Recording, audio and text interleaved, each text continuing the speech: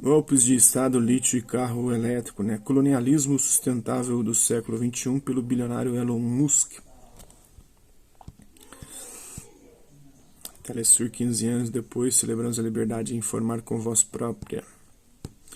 A justiça de cima para baixo não confrontará a supremacia branca. A verdadeira escolha é controle social e investimento social. Algumas sociedades se concentram no controle social, outras no investimento social. O espectro é dos três grandes, o espectro, né? O fantasma dos três grandes. Os três grandes estão no centro de uma grande galáxia de siglas, com outros grandes fundos mútuos e entidades financeiras como Fidelity, The Roof, Goldman Sachs, JP Morgan e Morgan Stanley. As massas financeiras administradas por eles agem como se estivessem dentro do sistema gravitacional, causando atrativos e repulsões por toda a constelação de bancos e seguros. Eu li aquele desembargador, o tal do Eduardo Siqueira, tem mais de 40 processos nas costas. Aí eu fiquei pensando que os meus eleitores são um pouco que nem ele. São desembargadores. Eles se acham Deus, segundo o José Roberto Toreiro. Greta Thunberg diz que o plano de recuperação da União Europeia falha em abordar a crise climática. A ativista diz que o fundo de 750 bilhões de libras mostra que os líderes não estão tratando o aquecimento global como uma emergência. Marina Oliveira, né? O criminoso rompimento da barragem da Vale em Brumadinho e o trauma das crianças. O principal freio é a Covid-19. Informações com bloqueio são eficazes, mas a melhor ação do governo são informações consistentes. Covid-19, a imunidade pode não durar muitos meses. O primeiro estudo do King's College de Londres, a evolução dos anticorpos em doentes com Covid-19, concluiu que, em muitos casos, eles desapareceram ao fim de alguns meses, a semelhança do que acontece com outros coronavírus. Em meio à pandemia, além, ouviremos Furtado Friedman. Renda mínima de emergência para combater a pandemia de Covid-19 e suas consequências, democracia e estado de exceção, os desafios do Covid-19 e o fácil pós-neoliberalismo financista, por Roberto Bueno.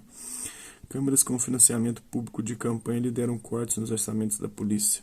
Enquanto políticos em muitas cidades existem ativistas, em algumas cidades como vereadores eleitos, em grande parte em eleições com financiamento público de campanha, cortes significativos nos orçamentos policiais estão avançando. Trump e Obama na criação da tempestade perfeita e terrível.